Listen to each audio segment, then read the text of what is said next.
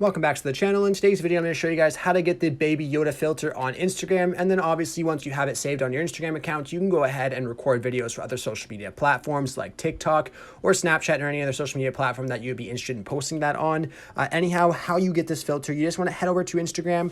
You want to go over to your Discover page and just go to the top search bar. And you just want to go to this account that's called I am Russ L Me. So it's I am Russ L Me. So you can go ahead and pause the video here just to see what this account, how it's spelt. Once you're on his page, though, you can just click on his saved filters.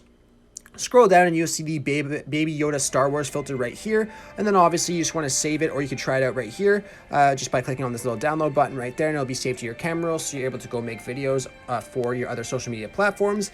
Anyhow, I really hope I was able to help you guys out with showing you how to get the Baby Yoda filter on Instagram. If this was helpful to you, be sure to leave a like on the video and subscribe for more content. Thanks for watching.